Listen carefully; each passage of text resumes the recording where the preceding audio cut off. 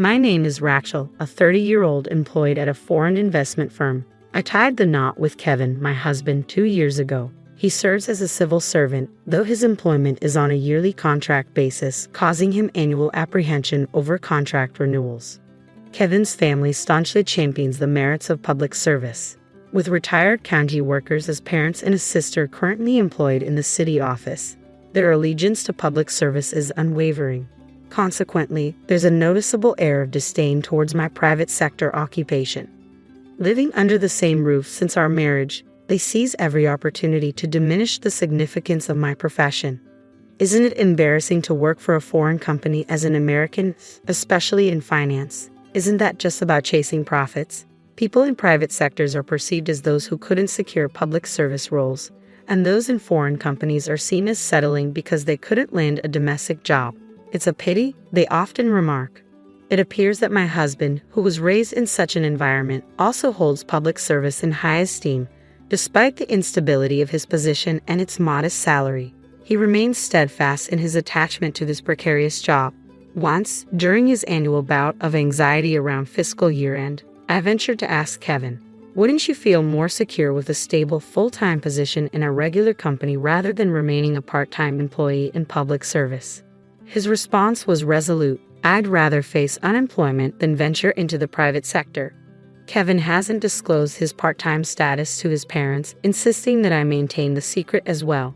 Despite lacking a substantial role, he fabricates tales of promotions to uphold his pride. I don't believe he needs to fabricate such stories, but it seems he's striving to earn respect in the eyes of his parents and younger sister by portraying a certain status. Despite never showing me his payslip, the amount deposited into our account suggests his salary is rather modest. With Kevin's recent promotion to section chief, one would expect a significant salary increase, right? How much is he earning now? Caught off guard, Kevin accidentally divulged my salary. However, instead of the anticipated reaction, his father seemed taken aback, questioning, "Is that the standard income nowadays?" While I'm uncertain of the exact salary of a public sector chief, I do know that as a bond trader, my earnings are considerably higher. A notable portion of my earnings comes from commissions. Lately, my performance has been consistently strong, resulting in a salary far surpassing the norm. Upon learning the figures, my husband remarked, while his mother nodded in agreement, "Times have changed, but it's clear Kevin is highly regarded." She seemed visibly pleased. Kevin's sister, employed at the city office, joined the conversation, asserting, "You see, working at the county office guarantees higher earnings for my brother. He might even hold a department head position if he were in the city office." Kevin's discomfort was palpable after inadvertently revealing my salary. Realizing his mistake, he quickly tried to steer the conversation in a different direction. "Oh, by the way, I saw someone from the housing manufacturer around here the other day. Are we planning to remodel the house?" he asked. Indeed, a salesperson from a housing company had recently visited to assist us. Seizing the opportunity to divert the conversation, I suggested, "If we are considering a renovation, I'd recommend focusing on the kitchen." Before I could finish, my mother-in-law cut me off sharply. "No, as the daughter-in-law, you have no place in family discussions. Just keep quiet and follow instructions." It seemed my intimidating mother-in-law disliked everything I did or said, primarily because I wasn't a civil servant. She also resented that I received all of Kevin's salary and gave him an allowance. Believing Kevin's claim that he earned a substantial income, she was convinced I was managing his finances. In reality, Kevin's modest salary mostly funded his personal expenses, while I covered nearly all the household costs. My sister-in-law didn't contribute to the living expenses at all. "Why would you take living expenses from us when we're living on a pension? Kevin is making so much, you don't need it," they would say, refusing to help. They didn't have to pay rent, and I could manage with my salary alone. But it felt unfair. Despite shouldering most of the financial burden, I wasn't allowed to participate in the home renovation discussion this time. So, I retreated to the kitchen to clean up after dinner, promising myself that next time would be different. Neither my mother-in-law nor my sister-in-law helps with the housework, so I hurry home after work to cook, clean, and do laundry. In this respect, working for a foreign-owned company has its advantages. As long as I perform well, there's no need for overtime, allowing me to always leave on time and keep my work and private life separate. Kevin, on the other hand, often brings his work home and spends his days off on his computer. I worry about the security of bringing work data home. When I asked him about it, he snapped, "I can't help it. I get yelled at if I work overtime and even more if I don't finish on time. It's not your concern, so don't butt in." His response was harsh, and he has been particularly grumpy lately, snapping at me whenever I try to talk to him. He even yelled at me when I brought up the housing issue he had been discussing with his parents. Just like Mom always said, it's none of your business. You just need to follow what's been decided. I was growing increasingly frustrated with Kevin's attitude. He never shared anything with me despite my bearing the burden of living expenses and housework. One day, a representative from the construction company came to my in-laws' house with a computer, discussing the layout and other aspects of the house with everyone except me. When I brought them tea and tried to sneak a peek, they immediately yelled, "You don't need to look, just go away." From my brief glance, I was surprised to see what appeared to be the floor plan of a new house, not a renovation of my in-laws' home. For some time, my father-in-law had mentioned that their house was getting cramped and that he wanted to rebuild it, but I hadn't thought he was serious. It seems my in-laws, both retired civil servants, received generous retirement allowances and are planning to build and live in a new house with that money. In addition to their retirement allowances, they haven't spent much of their pension either. Since marrying into the family, I assumed they had ample funds, so I tried to stay out of their financial decisions. However, one thing did bother me. Would Kevin's sister still be living with us in the new home? At 28, it might be time for her to get married, but there hasn't been any discussion about that. It seems highly likely she will continue living with us even after the move. This wouldn't be a problem if she helped with the housework, but she tends to dump all the chores on me and then complains about it, saying, "It's too troublesome." I wish my sister-in-law would get married soon, but recently I overheard my father-in-law discussing plans with the home builder. Can we add extra rooms so that when our daughter finds a husband, they can also live here? Ideally, we'd like a house where my wife and I, our son, our daughter, and her future husband can all live together, he said. I was shocked to hear this, especially since it seemed they were planning for my sister-in-law to live with us even after she marries. I can only imagine how large a house for 3 families would need to be, and it probably wouldn't fit on their current property. Considering that the new house would be built with my in-laws' retirement fund and my sister-in-law's earnings, I have no right to complain. Still, I can't help but think about how much of a hassle it will be to clean such a large house. Then, my husband and his family decided to visit the showcase room and construction site, telling me to stay home because it's none of your business. My mother-in-law shouted at me with a nasty grin, clearly expecting a retort. She looked annoyed when I remained quiet. The construction of the new home proceeded without any information being shared with me, and my in-laws and sister-in-law started preparing to move out. My husband didn't seem to be preparing anything, so I asked, "Don't you need to be getting ready to move?" "Why would I do it? That's your job," my husband snapped back at me. I was taken aback since he hadn't even told me when and where we were moving. From then on, I started preparing for the move whenever I had time, but I made sure to separate my husband's things from mine. The whole new home move-out incident had completely shattered my trust in my husband, and I could no longer bear my mother-in-law's terrible attitude. Even when I asked my husband about our new address, he simply replied, "You don't need to know. Just be prepared." From snippets of conversation during meals, I gathered that the move was imminent, but it was strange that they kept me, the wife, completely in the dark. Perhaps they thought of me as nothing more than a maid. One day, the moving service arrived, and that was when I finally learned we were moving. As I hurriedly cleaned up the breakfast dishes, my mother-in-law remarked, "We're buying new ones, so you can leave those. And are you planning to move into our new home with us?" In that moment, it became clear. They hadn't told me about their new home or the moving date because they intended to kick me out. As I saw my husband standing silently behind my mother-in-law, a smirk playing on his lips, I couldn't help but wonder if he shared her intentions. Well, I had anticipated something like this, so I had already packed my belongings separately, without a trace of agitation. I met her gaze squarely. "I despise everything about you. From now on, we're going to live as a family without you. Do whatever you want," my mother-in-law shouted at me, her tone filled with disdain. My sister-in-law watched with indifference, perhaps expecting me to break down and beg to stay. My mother-in-law's displeasure deepened at my lack of reaction. "You're a parasite, leeching off Kevin's paycheck since the day you got married. Get out now. We need Kevin's salary to pay off the mortgage on our new home, she spat out, her words sharp with resentment. Parasites like you are a nuisance, she seethed, her anger palpable as her face flushed red. While I had already planned on leaving, the revelation about my husband's salary being used for repayment almost made me burst out laughing. My husband appeared shocked, unaware of this arrangement. He gazed at his mother, then downcast, unable to speak the truth. His reaction revealed that my in-laws intended to rely solely on Kevin, whom they perceived as a high earner, to handle the mortgage repayments without tapping into their retirement funds. The prospect of how they would manage the mortgage repayments intrigued me. With a smile, I responded, "Understood. I will divorce Kevin, and you can all move to your new place by yourselves," I declared calmly. My mother-in-law, clearly displeased with my composed demeanor, appeared as though she wanted to say more, but she was ushered out of the house by my father-in-law and sister-in-law.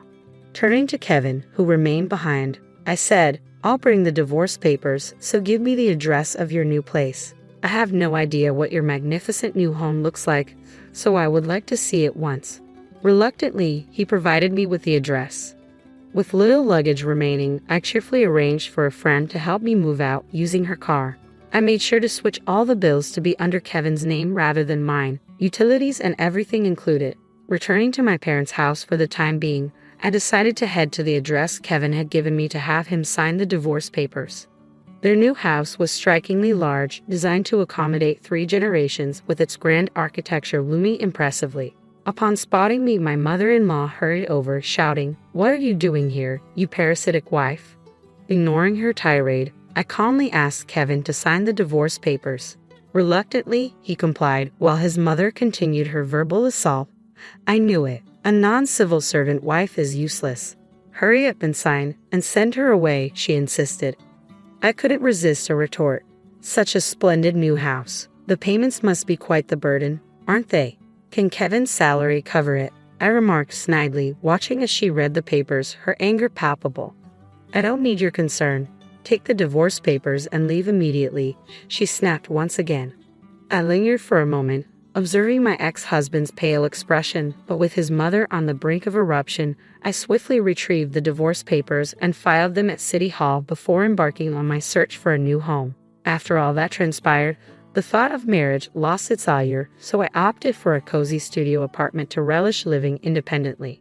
There was a charming spot conveniently close to my workplace, so I wasted no time in making the move.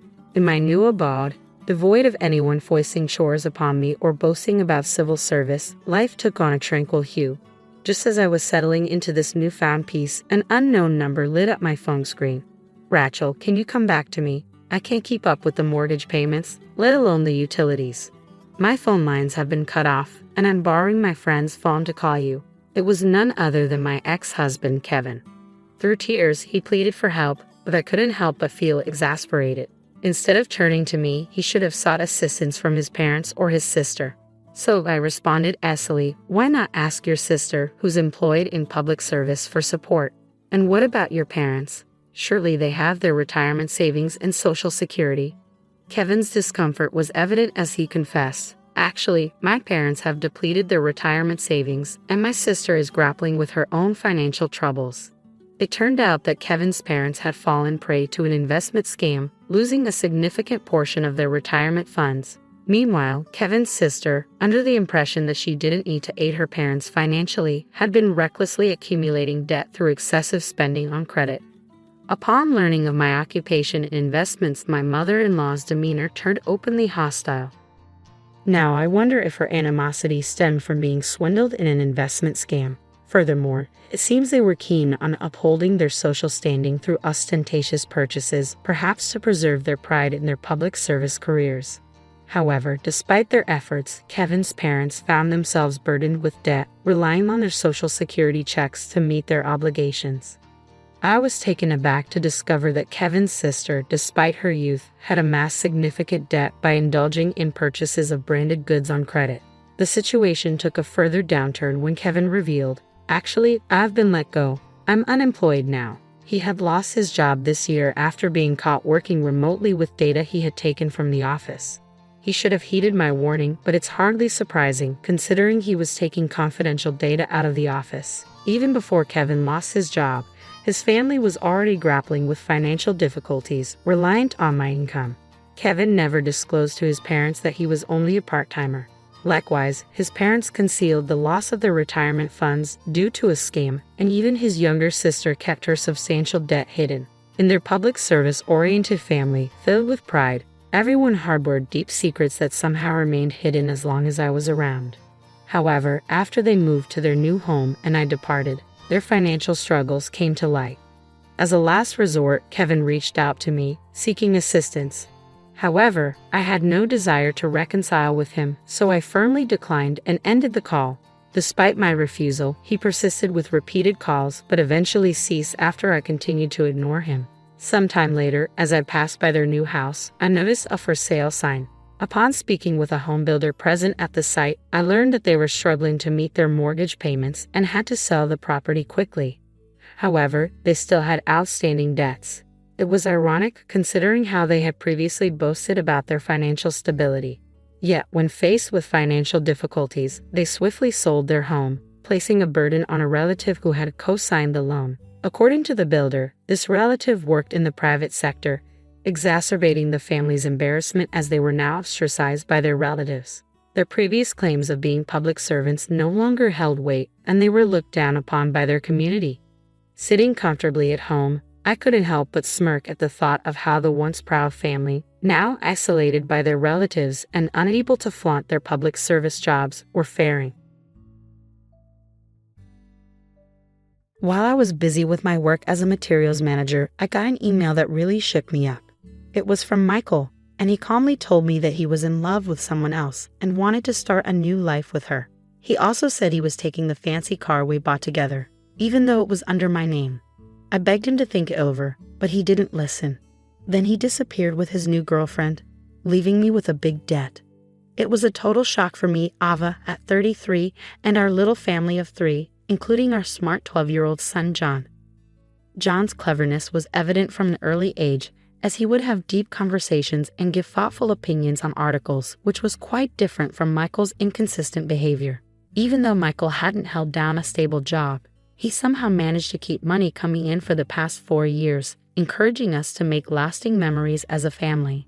This led us to buy a camper van worth $388,000. However, because Michael couldn't meet the financial requirements, I ended up responsible for the loan. On the day we were supposed to get the camper, Michael sent an email saying he was taking it, leaving me to deal with the financial burden alone. When I confronted him, he confessed to having an affair and said he was leaving to start a new life. He even mentioned divorce, something we had argued about before. But now it was really happening, catching me completely off guard. Finding out about Michael's betrayal and then him disappearing, leaving me with a huge debt and no way to contact him, was devastating. I tried to reach him, but it was useless, and he never sent the divorce papers he promised. On top of that, we were still dealing with the $38,000 loan. In the midst of all this chaos, John's understanding of the situation made it clear just how much Michael leaving had affected us emotionally and financially. This wasn't just a tough situation, it was a harsh wake-up call to reality. I had to figure out how to move forward after being betrayed, all while making sure John was okay and dealing with this overwhelming debt. After dinner, John came up to me looking worried, his young face showing concern. "Mom, what's up? You haven't been eating much lately. Are you okay?" His worry made me stop for a moment.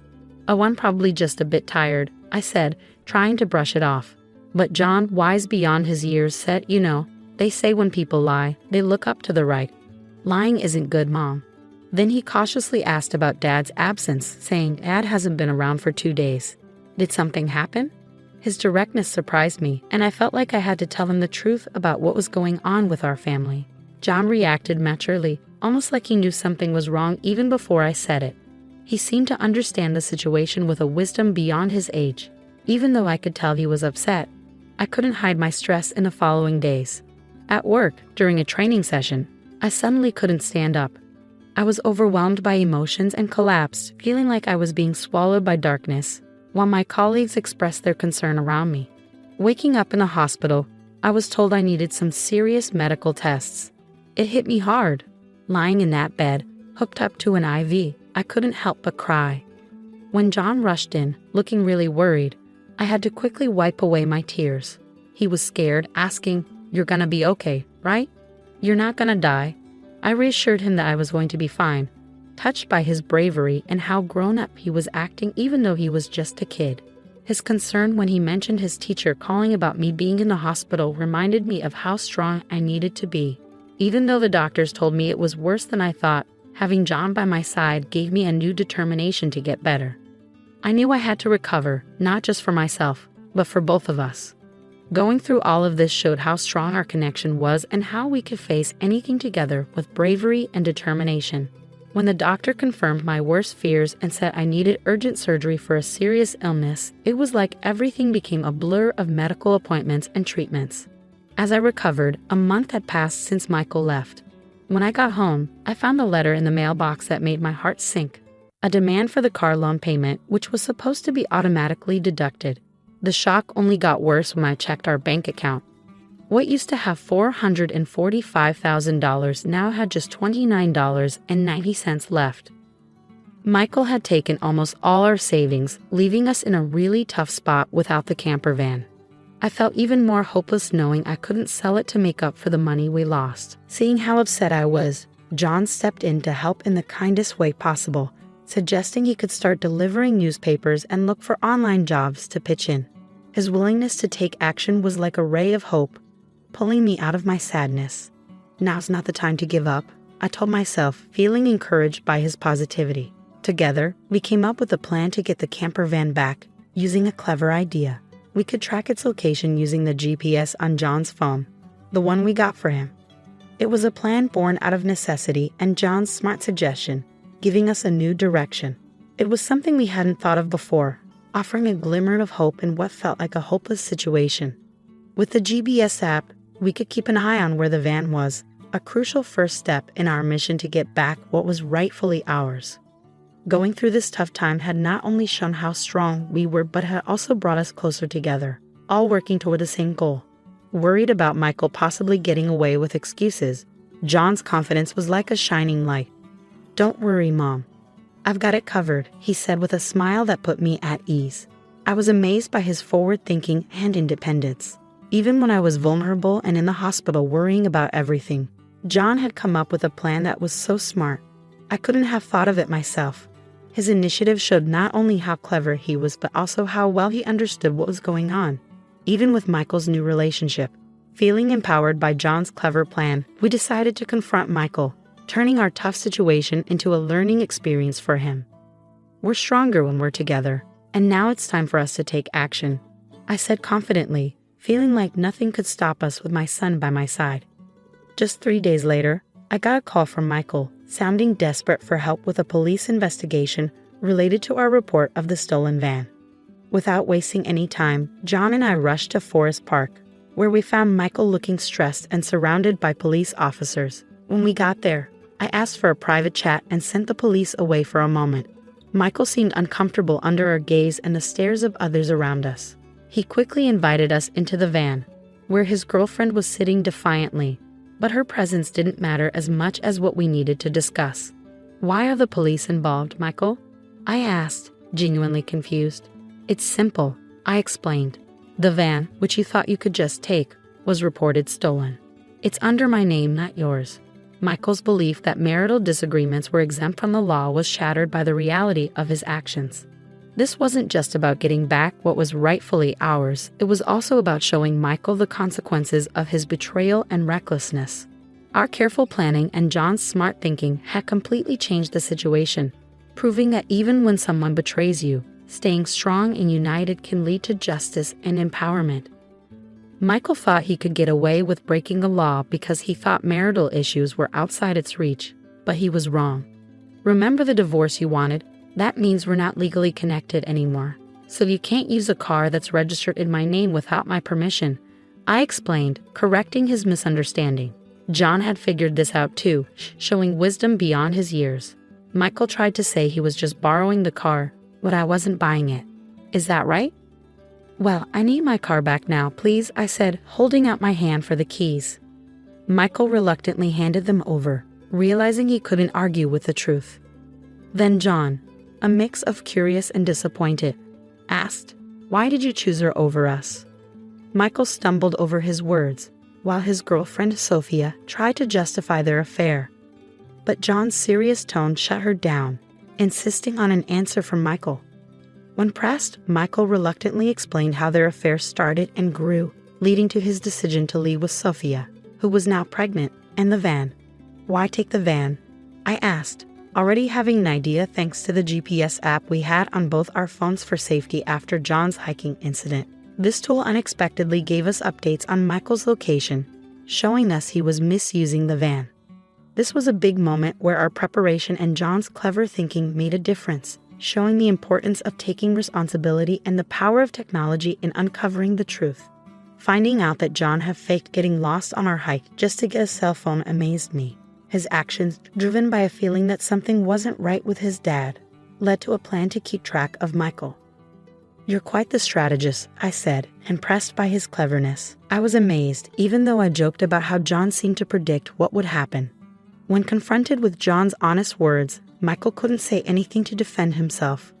On the other hand, John's grown-up way of speaking and standing firm in what he believed made me feel proud as a mother and determined to make things right. The fact that Michael had taken $45,000 from our account, money I had saved before we got married and during all the times when Michael couldn't keep a steady job, was especially upsetting. Realizing that divorcing Michael was a relief showed just how much he had betrayed me. Even though Michael tried to make it seem like taking the van and the money was just a small argument between us, I was determined to take legal action. "Should I call the police now?" John asked, ready to dial the number on his phone and bring in the authorities. Sophia, who had been listening in, panicked as things escalated, especially with her own parents arriving, angry and ready to confront her for her part in everything. When she tried to leave the van, her parents stopped her, yelling loudly. "I'm sorry, please don't be mad," she begged, hoping for some sympathy that wasn't there. I had taken the step to tell her parents about what was going on, prompted by John's visit to Michael's workplace while I was in the hospital. He had told them what was happening with our family, leading to an investigation that brought Sophia's parents into the picture. This confrontation wasn't just about exposing Michael and Sophia's lies. It showed how far John and I would go to make things right and protect our family. It proved how important it is to take responsibility for your actions and to stand up to those who try to deceive you, no matter how complicated things get. I sat down with Michael and recounted the whole messy story to them, explaining how we ended up in this situation. Things took a surprising turn when I questioned the timing of Sophia's pregnancy, pointing out some inconsistencies that suggested the baby might not be Michael's. Michael was shocked by this revelation, staring in disbelief as the truth sank in. Sophia tried to deflect, but tensions rose, leading to a heated argument between her and Michael as they each tried to blame the other. Their fight showed just how deep their deception went, and everyone there saw it. As the night went on and the police arrived with their flashing lights, Michael went back and forth between denying everything and admitting he was wrong, begging for forgiveness and promising to change. But John made a wise observation that real change is rare for those who keep making mistakes on purpose.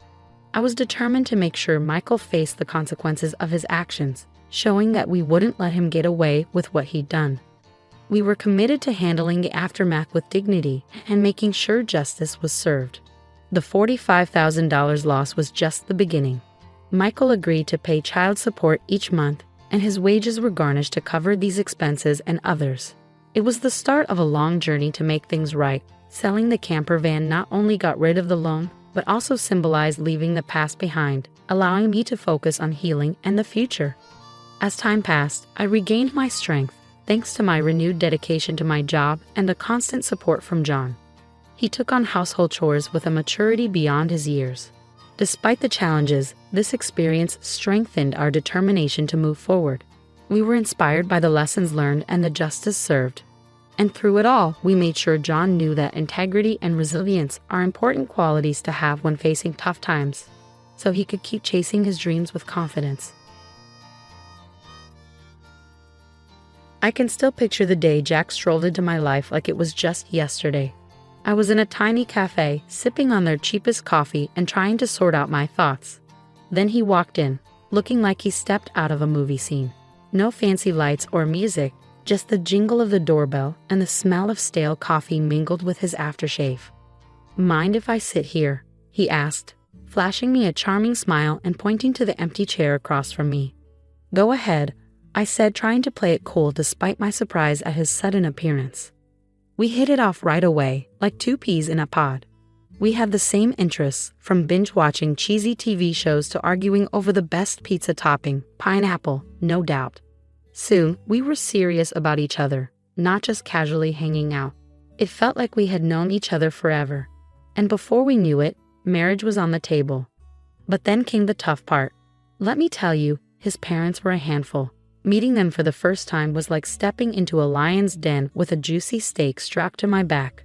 They had this way of smiling while silently judging you, deciding if you were up to par or not. "You're the one Jack can't stop talking about, huh?" his mom said, her tone more frosty than friendly. "Yep, that's me," I replied, trying my best not to let her intimidating aura get under my skin. His parents wasted no time in expressing their desire for us to sign a prenup. I wasn't interested in their money, but their approach left a sour taste in my mouth. "I'll sign your prenup," I told them. "But here's the catch. If one of us cheats, the cheater owes $200,000. Jack looked stunned, like I'd slapped him with a wet fish. "Babe, I'd never cheat on you," he insisted, his expression dead serious. "Yeah, well, my ex said the same thing before I caught him cheating," I shot back. It was either this deal or nothing. Jack eventually agreed, though his parents didn't seem too thrilled about it. We figured that settled the matter, but we were in for a surprise. One evening, we were cozied up on our old squeaky couch. We always talked about replacing it, but it held too many memories to let go. The TV droned on in the background, but we were too wrapped up in planning our dream trip to Switzerland. We knew it would stretch our budget thin, but we were determined to make it happen. Picture it, Jack. The food, the wine, the art. "We have to go," I exclaimed, excitement lighting up my eyes. Jack chuckled and pulled me closer. "Linda, you had me at food, but let's face it, our bank account is more suited for backyard camping than a fancy trip to Geneva." I nudged him teasingly. "Then we'll save up. We'll cut back on things we don't really need, like your video games." He feigned shock.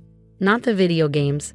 Take my shirts, my shoes, even my beloved coffee maker, but spare the games." We shared a laugh. That was us in a nutshell, dreaming big while staying grounded in our simple life. And we were content. Our happiness didn't just lie in grand adventures, it was also in the everyday moments, like Jack's attempts at cooking breakfast on Saturdays. He wasn't a culinary master, but he had somehow perfected scrambled eggs and toast, which he proudly served with his less-than-perfect coffee. "I'm feeling scrambled eggs today. What do you think?" he'd ask, already making his way to the kitchen. "Only if you promise not to burn the toast this time," I'd tease back, adding, "And I'm taking charge of the coffee." One day, as we tackled the dishes together, a mundane chore that felt special because we did it side by side, Jack broached a topic we'd been avoiding. "Linda, we need to talk about, starting a family," he said, breaking the comfortable silence. I paused, holding a plate in my hands.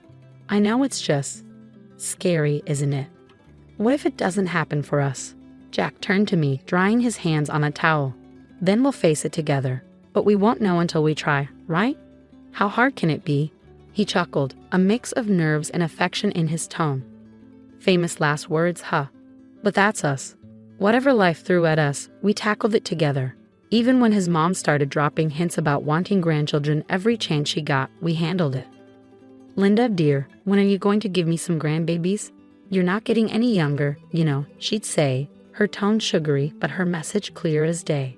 I'd hold my tongue, flash a smile, and chirp, "We're on it, right, Jack?" And he'd chime in, "Mom, chill out, okay? These things don't happen overnight."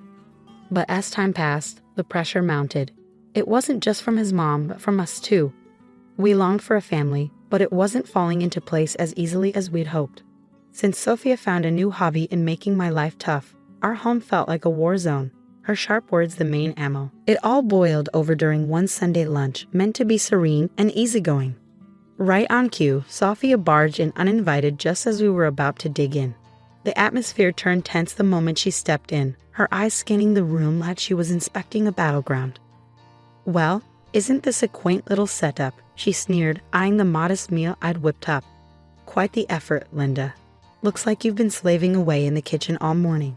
Trying to keep the peace, I mustered a smile. "It's nothing fancy, Sophia. Just something simple and quick. Please, take a seat." As we settled at the table, she launched into her usual spiel. "You know, Linda," Sophia began, her tone dripping with condescension, "I was chatting with Mrs. Charlotte the other day, and she mentioned how her grandson just became a dad. It got me thinking, when are you and Jack going to give me some good news? Time's ticking, you know." My cheeks flushed with a mix of embarrassment and frustration. I glanced at Jack, hoping for some backup, but he suddenly seemed very engrossed in his meal. "Mom, seriously?" Jack finally mumbled, but it lacked conviction, and we all knew it. Undeterred, Sophia pressed on. "I hate to be blunt, but you're not getting any younger. You work hard for your money. Why waste it on Linda if she can't fulfill her basic duties as a wife? Hiring help for cleaning and cooking would be much more efficient, don't you think?" That was the last straw. "Sophia, I'm doing my best here," I blurted out. "It's not like I don't want kids. And as for the house and cooking, I didn't realize marriage came with a job description." Sophia scoffed. "Marriage isn't a free ride, Linda. You have responsibilities, and frankly, you're not meeting them." The air grew heavy with tension, and tears threatened to spill from my eyes. But what hurt the most wasn't Sophia's harsh words. It was Jack's silence. When he finally spoke, it wasn't in my defense. "Mom's right, maybe we should consider getting some extra help around here. It would take some weight off your shoulders too," he suggested. His words felt like a stab in the back.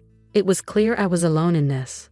In the days that followed, Sophia's visits became more frequent and her criticisms sharper. She'd scrutinize every corner of the house, pointing out any flaw. "You call this clean?" she'd sneer. "Looks like a pigsty to me." Then came the jabs about my appearance. "Is that what you're wearing? A wife should dress to please her husband. No wonder Jack seems exhausted. He comes home to this." I tried to stand up for myself. "Sophia, I dress for myself, not Jack. And he's tired because he works hard, not because of my outfit." But it was pointless. Sophia had made up her mind about me, and nothing I said seemed to make a difference. Jack's lack of support hit me the hardest. Every night after his mom's departure, we'd end up arguing. "Why won't you defend me, Jack? She's bulldozing over us, and you're just standing by." "Linda, she's set in her ways. What do you expect me to do? Kick my own mom out?" "No, but I expect you to be my partner, to stand with me, not her." It became evident that this went beyond Sophia's disapproval. It was about us, our marriage, and whether we could withstand the onslaught of Sophia's criticisms. As weeks passed, it dawned on me that this wasn't just a passing phase, it was a full-blown assault. If we didn't take action soon, there might not be anything left to salvage. Things between Jack and me had turned frosty ever since Sophia ramped up her criticisms. But it wasn't just our home life feeling the strain. Jack himself had started behaving oddly, and it wasn't solely because of work stress. There was something else, something unsettling. It all began with his phone. Jack used to be open about it. We had no secrets. But then he began leaving the room whenever he received a call. And it was always from the same person, Paul Work. One evening, I tried to sound nonchalant and asked, "Who's Paul Work?" Jack visibly tensed up, a clear sign of nervousness. "Oh, just a new guy at the office. Asks a lot of questions," he replied. But there were more changes. Jack, who never cared much about fashion, suddenly started paying attention to his appearance. The graphic tees and worn-out jeans disappeared, replaced by crisp shirts, slacks, and even cologne. "Since when did you start smelling like a department store?" I teased one morning, watching him style his hair differently. He just smirked. "Can't a guy mix things up every once in a while? No harm in that, right?" Then there were the late nights at work, becoming more frequent. "Another long one, babe," he texted. "Sorry, this project is a killer. I'll be home soon, I promise," he reassured. But it would be well past midnight before I heard his keys jingle in the door. I couldn't shake the feeling that something wasn't right. It lingered like a shadow. That's when I made the decision to hire a private investigator. It felt like a scene from a cheesy TV show. but I needed to know for certain. The evidence arrived in a plain brown envelope. Heartbreaking yet undeniable. Photos of Jack with another woman, their intimacy unmistakable, captured in moments that shattered our years together. But it was the recording that cut the deepest. Their conversations filled with affection and plans made it painfully clear. He was in love with her, or at least with someone else. I sat there, staring at the damning evidence before me, a chilling reality sinking in. This could be the key I needed if our marriage spiraled into a messy divorce. The photos captured stolen moments from our life together, while the recorded words betrayed every "I love you" he ever whispered in my ear. But I kept it all to myself, a heavy burden I chose to carry alone. I wasn't ready to confront him, not yet. I needed time to strategize, to navigate the collapse of our marriage while preserving my dignity. The days that followed passed in a blur. Jack maintained his facade, and I played the part of the dutiful wife, smiling outwardly while crumbling inside. Our conversations became a delicate dance around the truth, each word carefully chosen, every laugh forced. "Are you okay?" Jack would inquire, genuine concern lacing his voice. "Yeah, just tired, you know. Work's been hectic," I'd respond, the lie bitter on my tongue. It seemed like just another ordinary day until I accidentally overheard a conversation that would change everything. As I passed by Jack's office, the door slightly ajar, their voices drifted out. It was Jack and his mother, Sophia, and their conversation wasn't casual. Their tones were serious, filled with purpose. "I can't keep this up, Mom. It's not just about having kids anymore. I don't feel the same way about Linda. It's like we're living together as strangers, not as a married couple," Jack admitted, his voice heavy with exhaustion. Sophia's reply was cutting. "Well, can you blame yourself? She hasn't given you a child. And what else has she really brought to this marriage? But let's not be hasty. My 65th birthday is approaching, and we wouldn't want to miss out on a generous gift from her, would we?" Her cynicism felt like a stab in the heart. They were using me, planning to keep me around just long enough to benefit from a lavish birthday present before discarding me. "Exactly, dear. Just a bit longer," Sophia affirmed, her words dripping with malice. I stood there, stunned and furious. They were plotting to push me out of the family as effortlessly as crossing off an item on a shopping list. The pain ran deep, but it fueled a burning desire for vengeance within me. They thought they could manipulate me and discard me at their convenience. I was determined to prove that I wasn't just a pawn in their twisted game. A few days later, we gathered for a family dinner that felt more like a scripted performance than a meal. Sophia brought up her impending birthday with a smile that made my stomach churn. Leaning in, she asked, "So, Linda dear, what do you have planned for my birthday? Something special, I hope." I met her gaze calmly. "Actually, Sophia, I've been thinking of arranging a dinner at the city's most luxurious restaurant, an unforgettable evening." Her eyes gleamed with anticipation, and she exchanged a satisfied glance with Jack. They believed they had me cornered, but they didn't realize I was already 2 steps ahead. "Oh, Linda, that sounds lovely. Just close family, you know, keep it intimate," Sophia cooed, her voice oozing with insincerity. "Absolutely, Sophia.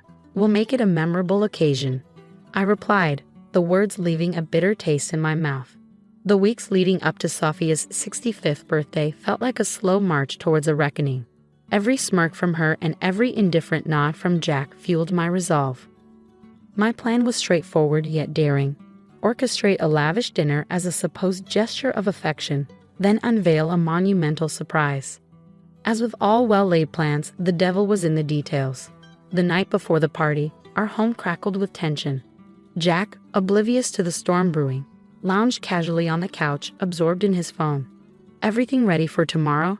he inquired, still glued to the screen. "You could say that," I replied, my voice masking the turmoil within. The day arrived, and as guests streamed into the opulent dining room we had reserved for Sophia's celebration, anticipation hung heavy in the air. My pulse quickened, not from nerves, but from the excitement of what was to come. Sophia, relishing the spotlight, luxuriated in the grandeur of her surroundings. "Oh, Linda, you've truly outdone yourself. This place is divine," she proclaimed loudly enough for neighboring tables to hear. As we settled in, the evening unfolded with the peculiar cheer typical of family gatherings. Laughter rang out, stories were shared.